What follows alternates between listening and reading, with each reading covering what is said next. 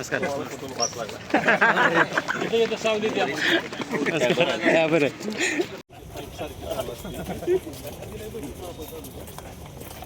काहीतरी माझ्यावर अन्याय सुरू असतील मध्ये फायटिंग कोणावर होती आलो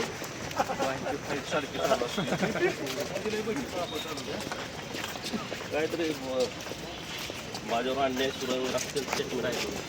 राज्यामध्ये अजित पवार विरुद्ध लक्ष्मण हाके असा वाद सुरू आहे.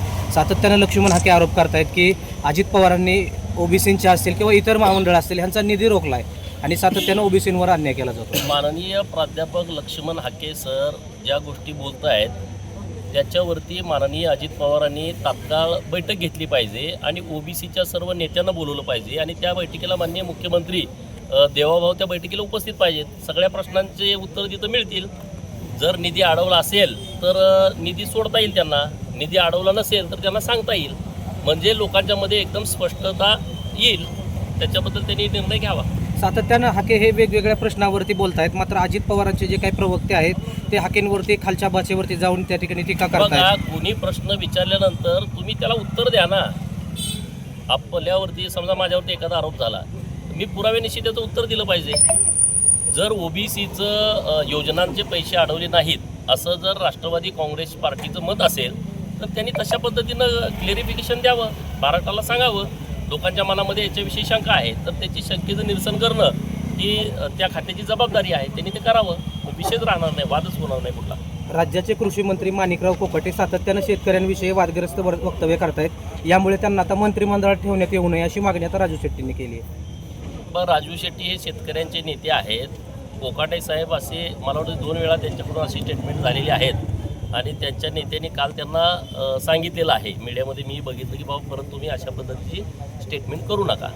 तर राजू शेट्टी शेतकऱ्यांचे नेते आहेत, त्यांचं मागणी त्यांच्या पद्धतीनं असू शकते, परंतु माननीय मंत्री महोदय हे अत्यंत महत्त्वाच्या खात्याचे मंत्री असल्याकारणानं त्यांच्याकडे सगळ्याच लोकांचं लक्ष राहतं आहे. त्यांनीसुद्धा शेतकऱ्यांच्या बाबतीमध्ये व्यवस्थित भूमिका मांडावी ही माझी त्यांना विनंती आहे. राज्यात सातत्यानं महिलांवर अत्याचार होत आहेत. महिला अत्याचाराच्या घटना देखील राज्यामध्ये वाढताना पाहायला मिळत आहेत. गृहमंत्री म्हणून देवेंद्र फडणवीस अपयशी ठरलेत असा आरोप आता विरोधकांकडून केला जातो. कोण आहे विरोधक? मला नाव सांगा ना त्या विरोधकांचं. अरे, देवाभाऊंसारखा गृहमंत्री महाराष्ट्राला मिळालेला आहे आणि कुणावरती अन्याय नाही. जिथं कुठं अन्याय होतोय त्याला लगेच वाचा फोडण्याचं काम त्यांच्या माध्यमातून सुरू आहे. एक साधं उदाहरण मी देतो. माझ्याच तालुक्या मतदारसंघामध्ये एका लहान मुलीवरती अत्याचार करून तिचा मर्डर केला होता. 12 दिवसाच्या आतमध्ये त्याचं चार्जशीट कोर्टामध्ये दाखल केलं होतं. म्हणजे 12 दिवसाच्या आतमध्ये इतक्या मोठ्या गुन्ह्याची. तर महिलांच्या अत्याचारांच्या बाबतीमध्ये महाराष्ट्र सरकार अत्यंत संवेदनशील आहे. महाराष्ट्राचे गृहमंत्री आणि मुख्यमंत्री बारकाईनं या सगळ्या विषयाकडे लक्ष देऊन आहे.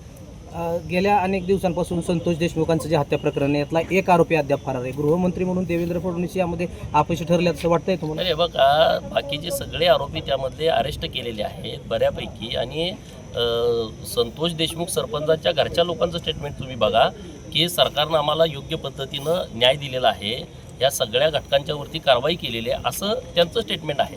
त्यामुळे एखादा आरोपी आता सापडला नसेल तर पोलीस त्याबद्दल अत्यंत काळजीपूर्वक त्या आरोपीला अटक करण्याच्या दृष्टिकोनानं प्रयत्नशील असतील. नक्की त्याला पण अटक केली जाईल. आज बारामतीला आलात, काय नेमकं प्रयोजन, कुठल्या केसच्या संदर्भात तुम्ही? बारामतीमध्ये माझ्यावरती एकच केस होती आणि आता ती केस तुम्हा सर्वांना माहीत आहे की शरद पवारांच्या बाबत मी कोरोनाच्या काळामध्ये एक स्टेटमेंट केलं होतं आणि त्या संदर्भातली केस या कोर्टामध्ये सुरू होती. मेहरबान कोर्टाने मला आज त्या केसमधून निर्दोष मुक्तता दिलेली आहे. राज्यात धनगर आरक्षणाचा मुद्दा कुठेतरी मागे पडतोय का? कारण देवेंद्र फडणवीस बारामतीमध्ये आले होते. बारामतीमध्ये येऊन पहिल्याच कॅबिनेटमध्ये भाजप सत्तेत आल्यानंतर धनगर समाजाला आरक्षण त्या ठिकाणी दिलं जाईल असं आश्वासन त्यांच्याकडून देण्यात आलं होतं. मात्र अद्यापही तो मुद्दा प्रलंबित आहे, धनगर समाजाला आरक्षण दिलं जात नाही. बघा, हा विषय बारामतीच्या आंदोलनाच्या नंतर परत एक दुसरं आंदोलन महाराष्ट्रामध्ये उभं राहिलं होतं 2018 आणि 2019च्या मार्चपर्यंत. आणि 2019च्या मार्चला जे आंदोलन मुंबईला झालं, महाड ते मुंबई, तेव्हा एक तेव्हाचे मुख्यमंत्री माननीय देवाभाऊंच्या सोबत एक महत्त्वाची बैठक झाली होती आणि समाजाचे प्रमुख सगळे नेते त्या बैठकीला उपस्थित होते. आणि तिथून एक विषय पुढे आला होता की कोर्टामध्ये जी महाराणी अहिल्यादेवी होळकर प्रबोधिनी विचारमंचची केस सुरू आहे त्या केसमध्ये सरकारनं ॲफिडेविट द्यायची आणि लागल ती तिथं मदत करायची अशी एक भूमिका त्या आंदोलनामध्ये ठरली होती आणि मग तो सगळा विषय कोर्टाच्या केसवरती गेला. आता माननीय सरकारने तेव्हा ॲफिडेविट पण दिलं, नंतर 2-3 ॲफिडेविट लागणार होती ती पण 22 ते 24च्या दरम्यान दिली. दुर्दैवानं गेल्या वर्षी मला वाटतं फेब्रुवारीच्या महिन्यामध्ये हायकोर्टामध्ये हा निकाल आमच्या विरोधामध्ये गेला. परत त्यातलाच एक जो व्यक्ती होता ते सुप्रीम कोर्टामध्ये गेले, तिथून पण त्यांनी ती केस फेटाळलेली आहे. आता कशा पद्धतीनं पुढं जायचं ह्याच्यावरती एक बैठक घेऊन सविस्तरपणे चर्चा करून आम्ही त्या विषयामध्ये सगळेच पुढं जातो आहे. पुनर्विचार याचिका मुंबई हायकोर्टमध्ये दाखल करावी का असा एक विषय पुढं आलेला आहे. तर त्या पद्धतीनं आम्ही सगळे प्रयत्न करतो आहे. सरकारनं आम्हाला कोर्टाच्या केसमध्ये खूप मदत केली होती, परंतु तिथं आम्हाला अपयश आलेलं आहे. म्हणून मी परवा चौंडीच्या कार्यक्रमामध्ये सुद्धा राज्याचे मुख्यमंत्री महोदयांच्याकडे आम्ही विनंती केलेली आहे की धनगर समाजाच्या बाबतीमध्ये सरकारनं खूप निर्णय केलेले आहेत. मध्ये अहिल्यादेवींच्या जयंतीपासून असतील किंवा अहिल्यादेवींच्या नावानं वेगवेगळ्या योजना करण्यापासून असेल किंवा धनगर समाजाच्या मुलांना जे आदिवासींना ते धनगरांना असेल असे अनेक योजना केलेल्या आहेत.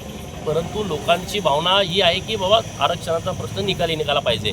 तर ती पण भूमिका मी 31 तारखेच्या कार्यक्रमामध्ये माननीय मुख्यमंत्री महोदयांच्याकडे मांडलेली आहे. तर आम्ही नक्की तो विषय काय मागं आम्ही पडू देणार नाही. आम्ही सगळे धनगर समाजाचे कार्यकर्ते बसून हा विषय एकदा अजेंडा ठरवून आम्ही नक्की त्या विषयामध्ये पुढाकार घेऊ.